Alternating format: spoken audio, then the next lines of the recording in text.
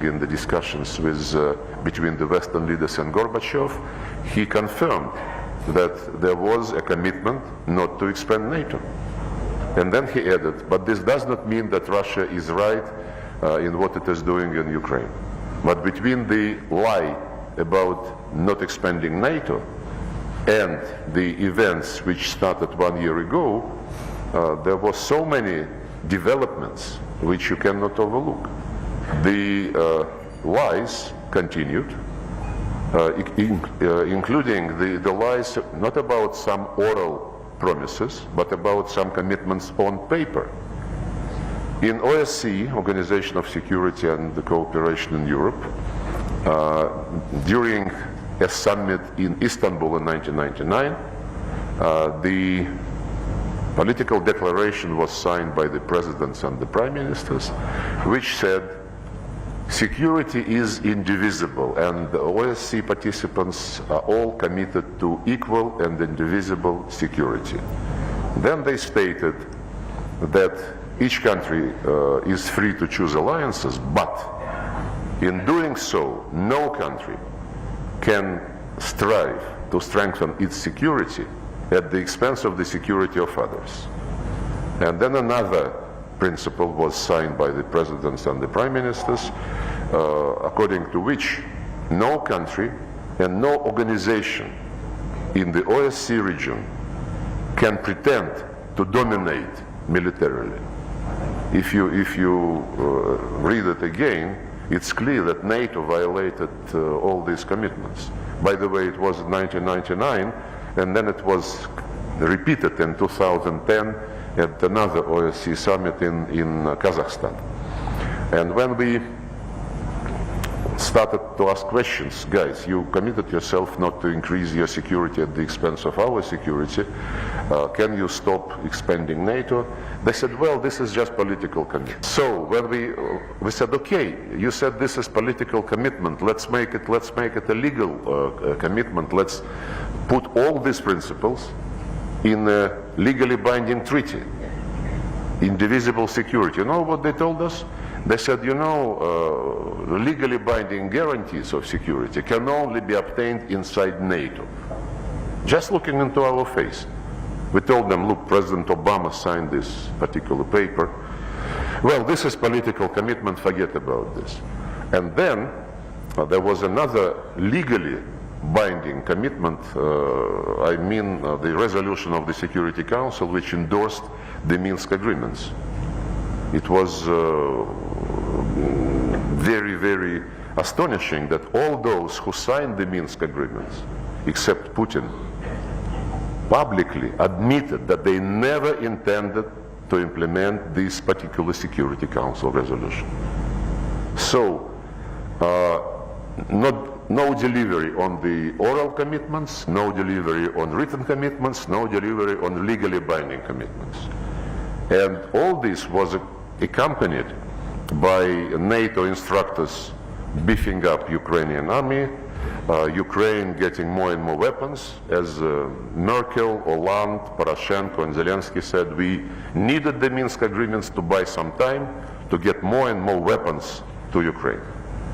And if you can check the reports of OSCE Special Monitoring Mission, they registered sharp increase of the shelling of Donbass just in the beginning of February. 20, 30 times more than the routine exchange of fire before that. So we defended our security, we defended the people, the Russian people, who had been denied by Poroshenko and Zelensky, denied the right to use the Russian language in education, in media, in culture, in everything. If you check the Ukrainian legislation passed after the coup brought to power this neo-Nazist regime, they legally canceled everything what has to do with the Russian language. And when the people who did not accept the coup in the east of Ukraine and in Crimea said, guys, leave us alone, we are not going to follow your policies, they were declared terrorists. And it is the regime who started the war against these people. That's why the Minsk agreements were considered, the way to stop this. And it was not very difficult to implement the Minsk agreements. It was about the special status for a small part of the east of Ukraine, much smaller than the territory which is controlled by the Russian army now, much smaller. But they didn't want to do this because the special status to be given to this small territory included the right to use the Russian language. And this in itself was considered a taboo by the Nazists who took the power in Ukraine through a coup.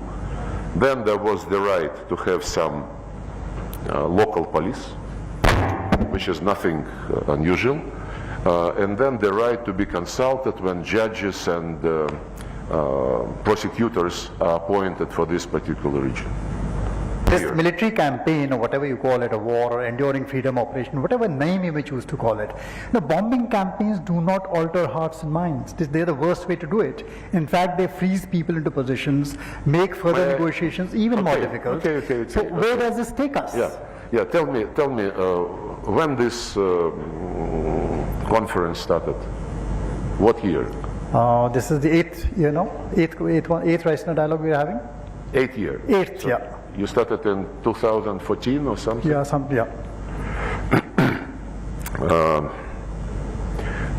Have you been interested during these years what is going on in Iraq, what is going on in Afghanistan? Have you been asking the United States and NATO whether they are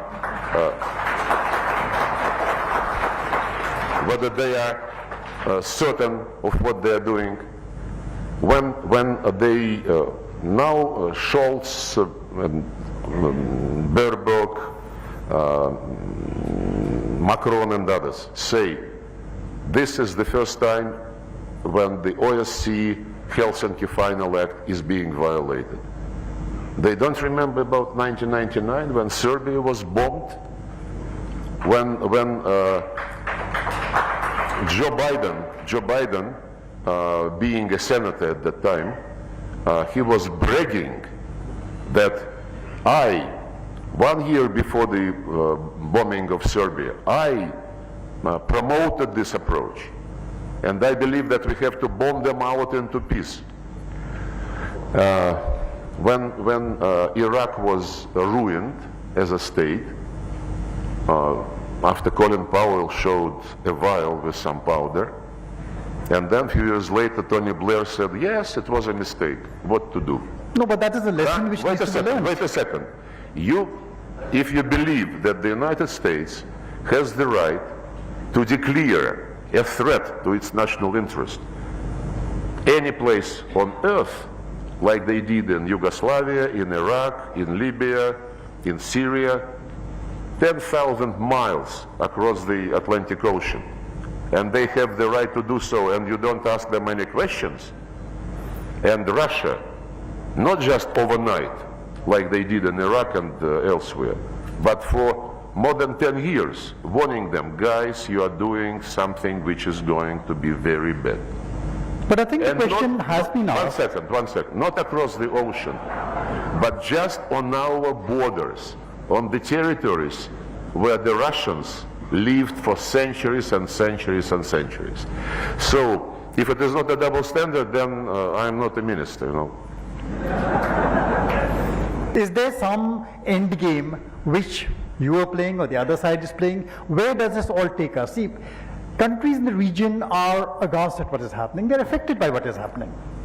Food, fertilizer, energy. Countries of the region are affected not by what we are doing in Ukraine. They're affected by the reaction of the West to what we are doing in Ukraine after we had warned them for decades, that they should stop this expansion of NATO and pushing arms into Ukraine to prepare them for the war against us. I just participated yesterday in the G20 ministerial, and our Western friends were shouting in the microphones, Russia must, Russia must, Russia must, and all the developing delegates, they were also saying, you know, we want to stop the war when Russia is ready to negotiate. If you are really interested in politics and in the root causes of this particular situation, then you would know that Biden, Blinken, Stoltenberg, Borrell repeatedly stated that Russia must be defeated on the battlefield. Russia must suffer strategic defeat. And this, they say, is existential for the West in the context of global domination.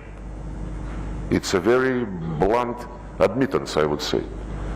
So both sides, And the way I look at it. one second. And the entire G20 was only about what to do with Ukraine and the final declaration, can we have it or not. I asked the Indian friends and the Indonesian friends who were cheering the G20 and those who were cheering G20 before Indonesia for all these long years, whether G20 ever reflected in those declarations situation in Iraq, in Libya, in Afghanistan, or in Yugoslavia, because G20 was formed in 1999 at the level of ministers of finance and central bank directors.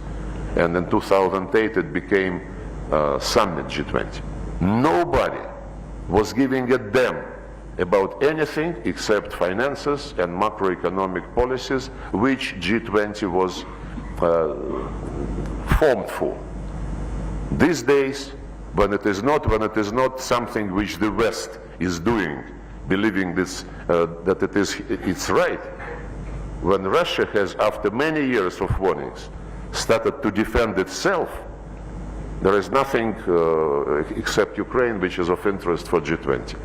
It's a shame. It's a shame, and this policy would fail. If they say this is existential for them, it is existential for us. I am trying to explain to you that it is not black and white, that the sufferings of others are not related to what we are doing in Ukraine to defend ourselves at all. These sufferings are related to the sanctions, to the policy of blackmail, the policy of diktat, which the West is promoting. You know that all of them, Blinken, Stoltenberg, Borrell, ministers of European countries, they travel all over the globe and tell the countries to behave. Join sanctions, vote the way we tell you, and so on and so forth. If they are such big Democrats, I mean, they should respect the right of other countries to take their own positions. Putin explained in great detail before we started this operation why we are doing this, why we didn't have any other choice. The West condemned. Treat others as grown-ups, as mature people. Don't tell them what position to take. The developing world basically was silent until the West started blackmailing them, threatening them, sanctioning those who would not sanction Russia. Everybody is asking when Russia is ready to negotiate, when Russia is ready to negotiate. The West continuously is saying that it is not time to negotiate yet because Ukraine must win in the battlefield before any negotiations. And Zelensky himself, nobody calls on Zelensky asking him when he is going to negotiate, but you should have known, preparing for this topic at this meeting, that in September last year, Zelensky signed a decree making it a criminal offense to negotiate with Russia as long as Putin is president. So can you address this issue? Can you invite him and ask him what he is doing? The Quad Squad is rising to checkmate China. S. Jaishankar chaired the Quad meeting in New Delhi. Foreign ministers of Japan and Australia and the US Secretary of State underlined the commitment to free and open Indo-Pacific, but the conversation was peppered with jokes and interesting anecdotes. Here is this unmissable conversation. How can Quad be a complementary actor, a supportive actor, perhaps even a contributor to your own assessment and ambitions in that region? Well, can I start with the complementarity point, because I think that answers the first part of your question. I mean, the complementarity of this configuration with the architecture of the region, some of which you referenced, I think is demonstrated from Australia's perspective by our geography and by our interests. So in terms of our geography, we are the smallest economy here, we're the most southernmost economy here. We are bounded on one side by the Indian Ocean, the other side by the Pacific, Asia, or ASEAN in particular, to our north, the countries of ASEAN. So for us, our interests lie in a world which is being reshaped and a region which is being reshaped, in working through this and the architecture of the region to ensure a region which I describe as stable, peaceful, secure and respectful of sovereignty. What is Australia's assessment of India's role in the region, in your life, and by inference, perhaps also where are we headed in the bilateral? I mean, India is... Hey, can I request you to bring the mic closer to you? Thank you. Yeah. Wait. I could answer the question in power terms and in influence terms. I could talk about the extent to which India is a critical power, a great power in the region, that there is no reshaping of the Indo-Pacific with the attributes that Australia would seek without India. I'd also make the point, and I think we've seen that in not only in how Jai engages with the world and his narrative around it, but also Prime Minister Modi. India is a civilisational power, brings a different perspective to some of the challenges of these times. One of the big conversations in India and other parts of the Indo-Pacific certainly is around how distracted is America with the conflict in Europe and how committed is it to continuing to engage in this region. Is Quad interim consultative group even as the real action unfolds with your old allies and in the old world? I think the very fact not only of our presence here today, but our presence and engagement day in, day out, including through the Quad and the work that we're doing not only during the meetings that we have, but in between, is powerful evidence of the fact that, as you might say, we can run and chew gum at the same time. And for us, the future is so much in the Indo-Pacific. Our engagement throughout the region, both through the Quad and in other ways, is as comprehensive and as deep as any time I can remember.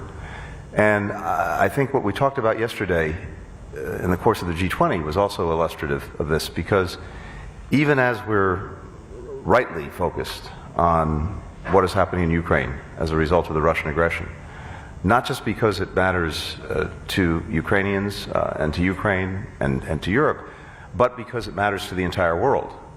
The principles that underlie the entire international system that are necessary for trying to keep peace and stability, that grew out of 2 world wars, are being challenged, being aggressed along with Ukraine.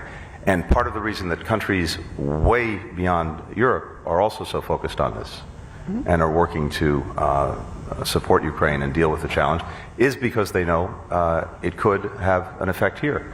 If we allow, with impunity, Russia to do what it's doing in Ukraine, then that's a message to would-be aggressors everywhere that they may be able to get away with it too. Minister Hayashi, is Quad relevant for Japan's maritime security concerns? How is it important for what's unfolding in East China Sea? Do you think it is a feel-good, talk shop, consultative group? Or do you think it has the potential to be able to put together something that will be of use to you when things get rough? Thank you. Thank you. Like Tony said, this Quad is not for security issues, not military issues, but practical cooperation, like everybody said. So, since your question is about maritime security, this is not directly for the security, but through those cooperation and including 4 of us, and then to the Blue Pacific areas like Pacific Island countries and ASEANs and also South Asia's. This understanding and mutual understanding and cooperation, then they will make some combined will to cherish the same value like democracy, freedom, and that will eventually help to have more security assurance environment for all of us. But let me ask you the final question for this round to you, Minister Hayashi. The China factor. Many of us have a very strong economic relationship. Japan certainly does with China. China disapproves of the Quad, and in some sense you have to navigate that as well. How does Japan do that? So, like I said, this is not a military, but this is just practical cooperation, and we don't trying to exclude anybody. This is open architecture.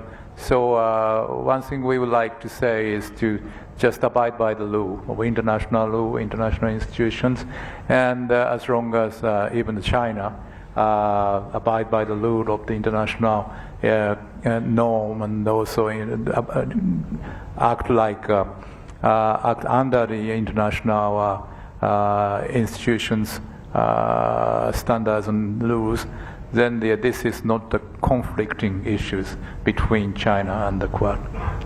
Let me turn to you, Minister Jaishankar, and perhaps you can enlighten us. Why was Quad in some ways dead on arrival 10 to 15 years ago, when the first avatar was being discussed, debated, even considered, to today India hosting the Quad panel discussion at Raisina Dialogue? What changed? Why did it change? And how does this really reflect how you assess the importance of the region and the group in the region? Well, Samir, I don't think it was dead on arrival. It was dead a few months after arrival, and it's important to understand why, because by some coincidence I happen to be associated with different phases of the Quad. I take the Quad back to Boxing Day 2004, when the Indian Ocean tsunami happened. It so happened at that time I was the country coordinator for our external coordination and response. Then in 2006, when Prime Minister Abe came to India, he, before coming, had this idea that the Quad could be an effective way of dealing with the challenges. There was actually a Quad meeting, my memory serves me right, in Manila in 2007. Then, as you say, it didn't work out. If you ask me why didn't it work out, as opposed to what happened 10 years later, because it was revived 10 years later, 2017, at the level of under secretaries, vice ministers. I was foreign secretary then. 17, it was revived. Then 19, it became a foreign minister's level, and when the Biden administration came in 21, it became a summit level. So what's the difference between 17, 19, 21 as opposed to 2007?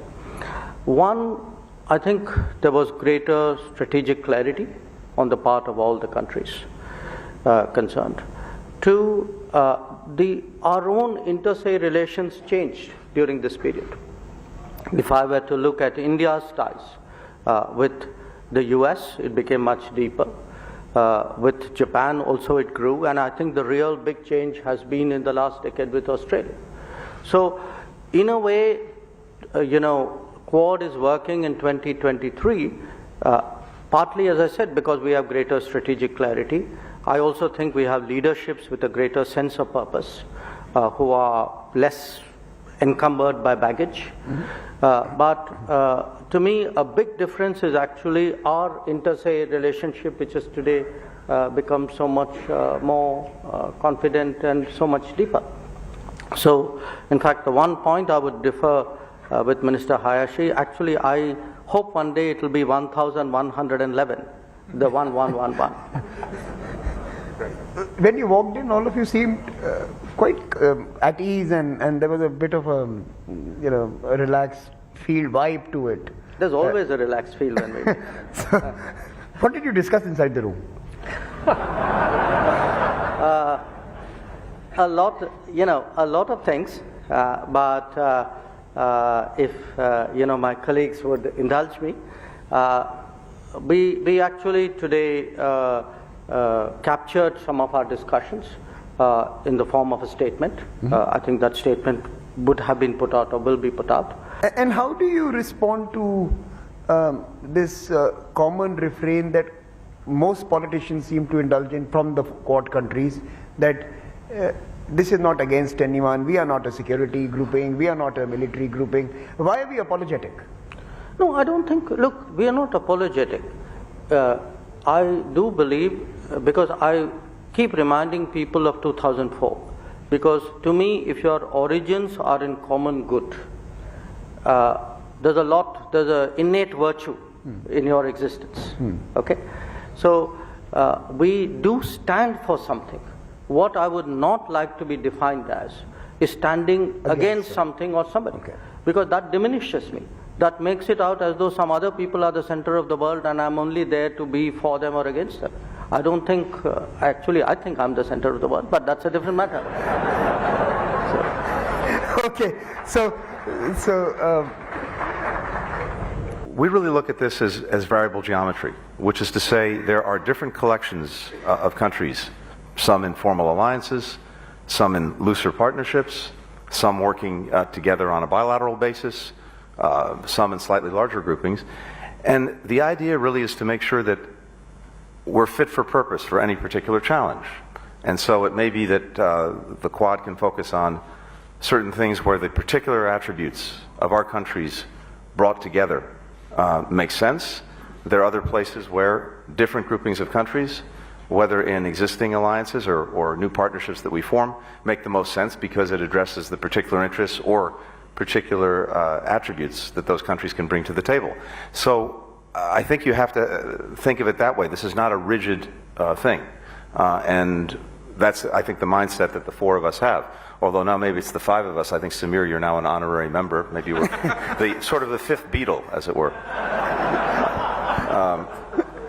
So that's the approach that we're taking. And the other thing I think is important to understand is this is an ongoing conversation.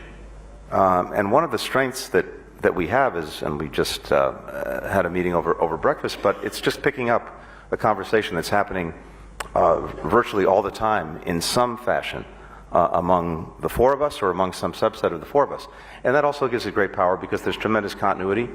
And what we're working on most now is translating the vision that we brought to this into very concrete, practical things that address very concrete, practical needs of countries throughout the region. Dr. Jaishankar? Which part, the Beatles part or the... Go ahead. As Secretary Blinken mentioned, that are we able to give countries more agency by offering more choices, or are we still sending them to the same shop? No, I think we do offer more choices. We do collectively offer something different. My own sense over this last, especially after 2017, when I look at individual countries in Southeast Asia, or I've just come back from actually the Pacific islands, that countries are interested. Many of them, by the way, are themselves looking, at Indo-Pacific as a changing theater. How should they define their interests, advance their interests?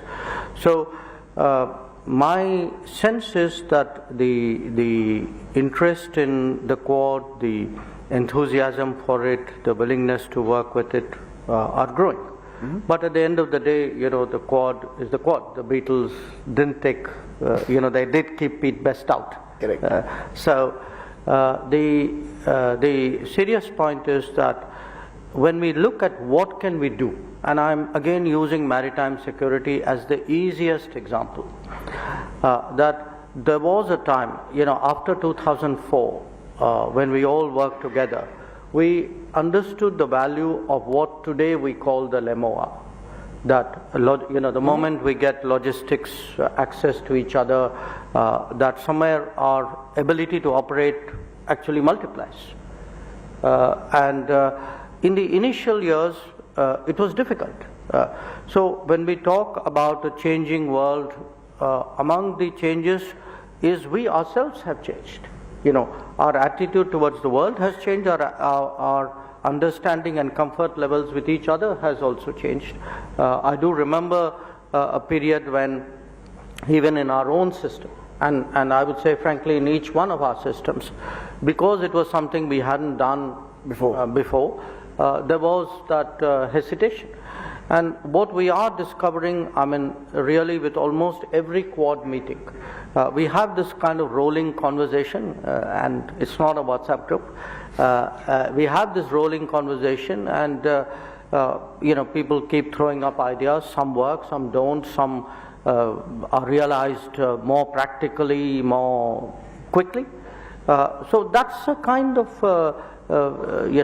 I would say a very easy, practical arrangement that this has come about. So I don't, I'm very uncomfortable with sharp definitions. You do this, you don't do this, you are for this, you are against this. I think, it's four countries who have decided that by working together that they would, they would naturally advance each other, our own national interests, but also do much good for the world. So frank, friendly, flexible, and fun could be the takeaways from this wonderful conversation. Please join me in applauding the esteemed guest for the contribution.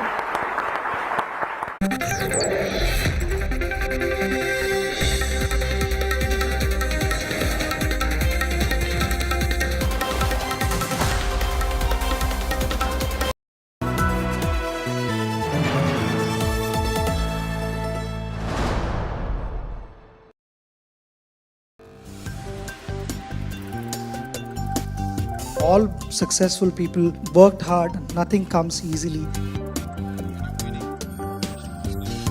Sometimes you need to just cross that mental barrier. Once I come in, काफी process oriented stark difference. मैं जब दोनों medal को ले रहा था और मैं बोल रहा था कि दो ही हमारे पास मेडल है इंडिया में और दोनों आज मेरे हाथ में हैं. The very fact that you're opening the India Today conclave with a session on Olympic sport tells me that we've made progress.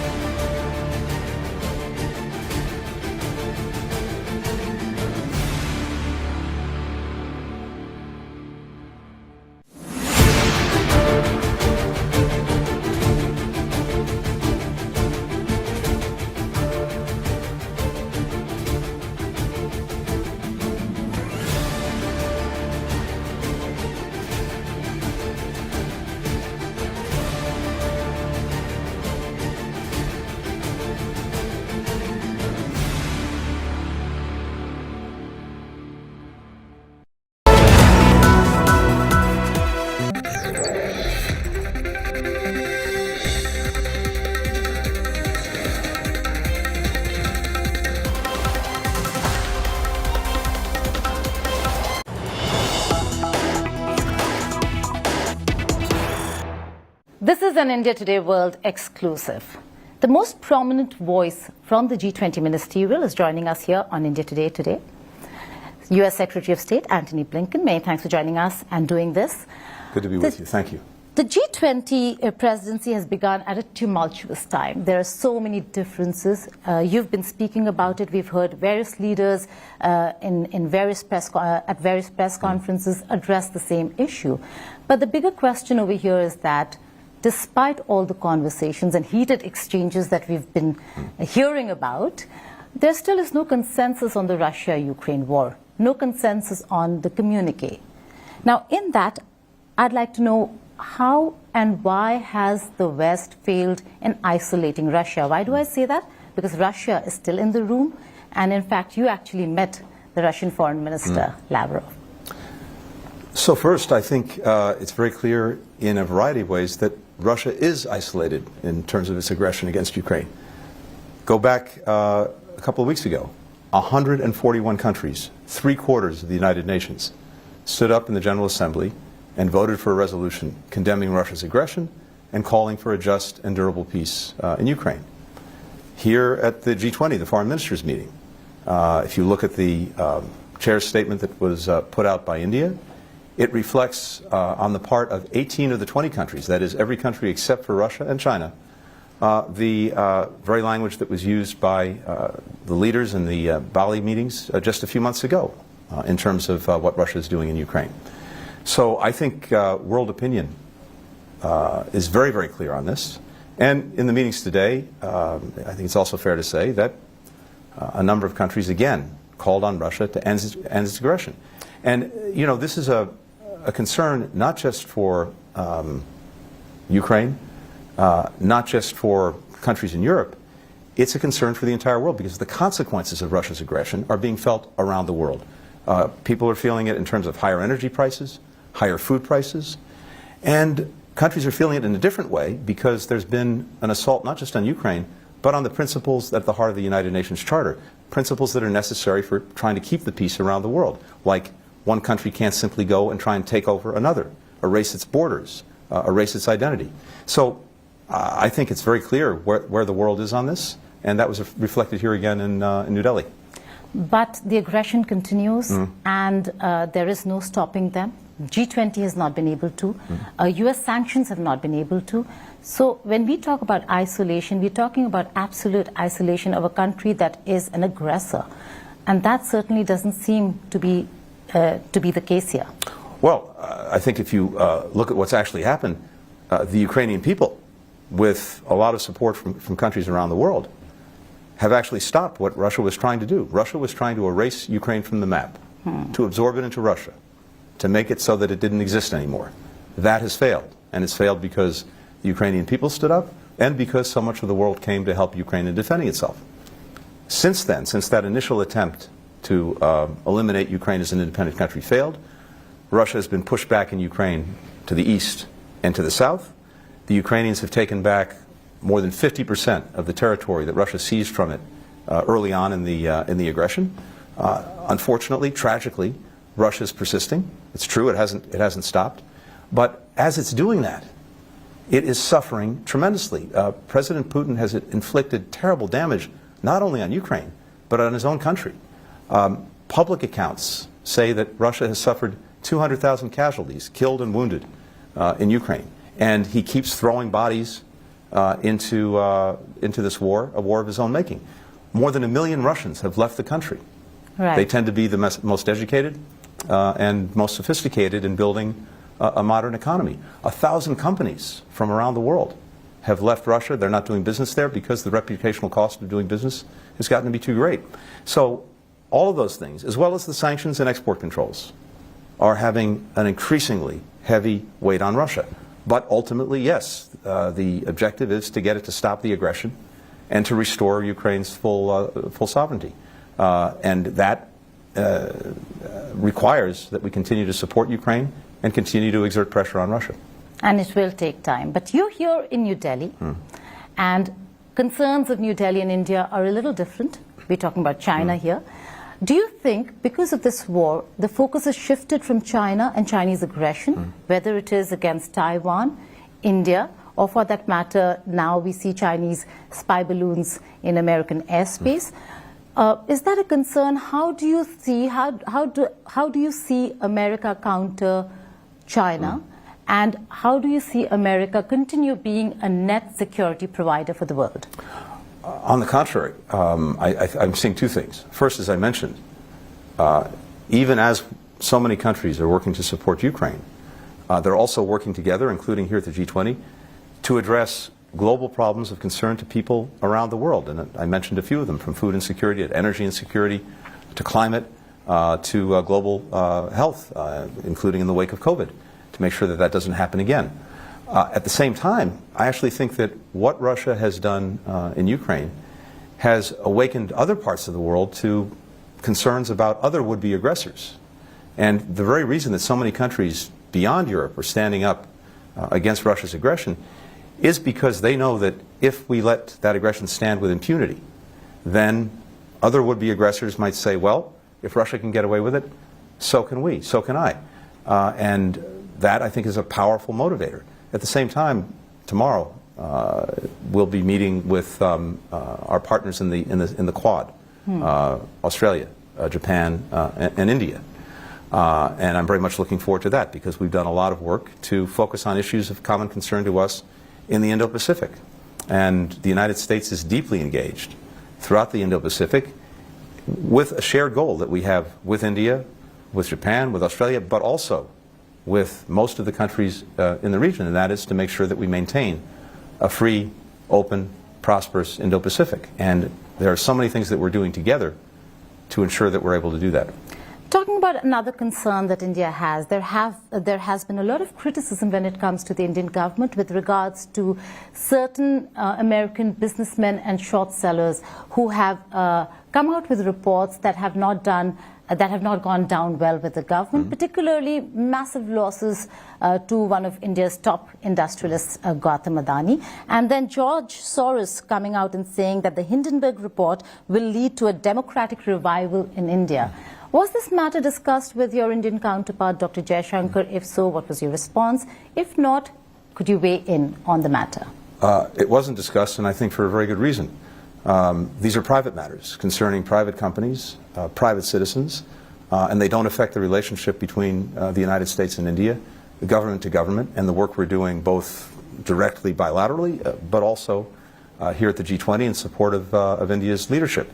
That's exactly what we focused on today, the work that we've been doing, and it's been quite extraordinary, in deepening and strengthening the strategic partnership between India and the United States. I think it's reaching unprecedented levels, and we look forward to demonstrating that further when Prime Minister Modi visits Washington in the coming time.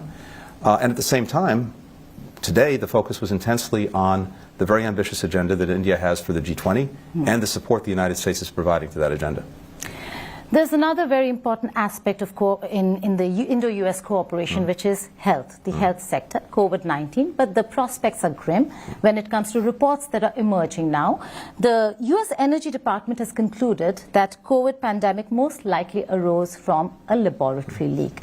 In that, you've had many agencies report to you, send out reports. What can we conclusively say that Beijing indeed is indulging in biological warfare? There are some very distinct things here that it's important to be clear on. First, President Biden was determined from day one to get to the bottom of the origins of COVID-19, why it happened, how it happened, in order to enable us to make sure, to the greatest extent possible, that it doesn't happen again. And in doing that, he asked all of our intelligence agencies to focus their resources and their attention on this question. And what we have now, after extensive study, is some of our agencies and departments believing that COVID originated from a lab leak in Wuhan, others believing it's more likely that it originated at a animal market, also in Wuhan. None of the agencies being able to say conclusively that it was one or the other. And so the bottom line is we don't know conclusively, but of course the possibility that it originated in a lab is very clear and very real, and that's what some agencies think is more likely, again, not conclusively. But that's also separate from the question of whether this had anything to do with a biological weapon and anything to do with intentional actions by a country to develop it, use it, release it. And none of the agencies, to my knowledge, have found that. But do you see biological warfare as a threat coming from China separately? We have real concerns about the potential development and use of bioweapons in various places around the world. We've been working for years to try to ensure that that wouldn't happen. There's something called the Biological Weapons Convention that we're a strong adherent to, and at the same time we have programs around the world to help countries that have biological research programs for medical reasons, for example, to make sure that they are fully safe and secure. My final question to you. The US CIRF report under your leadership has been highly critical of India when it comes to certain categories, whether it's freedom of speech or treatment of minorities. Is that an area that was covered in your bilateral meetings with Dr. Jaishankar? And if so, again, what was India's response to it? We have an ongoing dialogue on both of our democracies and human rights, because as the world's two largest democracies, it's central to who we are. It's central to our identity. And in our own case, we've had, from day one of our own democracy, our founding fathers set as an objective to try to form a more perfect union, which is an acknowledgement that we're not perfect. We never will be, but it's in trying to do ever better on democracy, on human rights, that we make progress. And I think that's a shared commitment that both of us have. And when questions or issues come up, we discuss them directly, very openly, very freely. And I think we would hold each other to account when there are concerns. And that's, I think, typical of many of our conversations, and came up today as well. But the point is that we're engaging on these issues directly, as friends, as partners, and I believe and hope working to make sure that both of our societies continue to get stronger when it comes to our democracies and when it comes to human rights. Secretary Blinken, thank you so much for joining us here on India Today and for this very candid conversation. Thank you. Thanks. Very good to be with you. Appreciate it.